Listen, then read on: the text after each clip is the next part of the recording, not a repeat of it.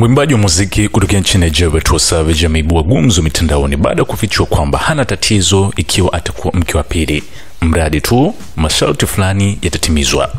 Katika mahojiano hivi karibuni, mwimbaji huyo aliyeshinda tuzo kadhaa alizungumza kwa uwazi kuhusu mtazamo wake wa mahusiano, akisema kwamba kupata mwenza sahihi kumekuwa ngumu siku hizi. Sijui labda naweza kuwa mke wa pili, Tiwa Savage alisema kwa kicheka. Wanaume wanaweza kunilingana mimi, wengi wao wako kwenye miaka 50 au tayari wameoa. Na kusema kweli, hao ndio bora zaidi kwa sababu tayari wamekomaa.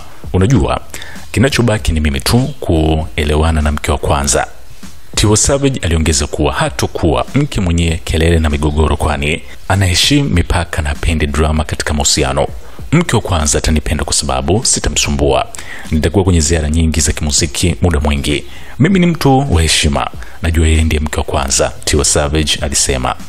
Kauli zake zimeweza kuzua hisia kubwa, hasa upande wa mashabiki, baadhi wakimsifu kwa uhalisia wake, huku wengine wakipinga mtazamo wake huo. Hata hivyo, Tiwa Savage alisisitiza kwamba kila mtu ana haki kuchagua aina ya uhusiano unaomfaa. Watu wanapaswa kuelewa kuwa kuna aina nyingi za mahusiano ambayo watu wanaweza kukubaliana nayo, ni chaguo binafsi, alihitimisha.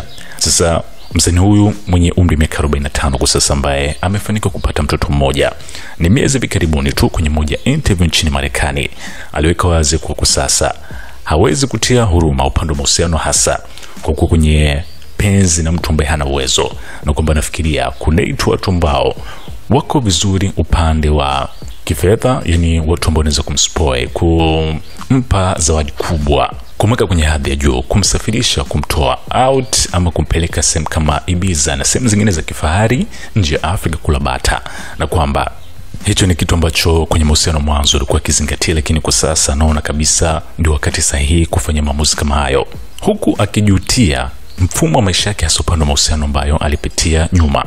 So kwa sasa amekuja na hili kwamba hana noma ikiwa atakuwa mke wa pili.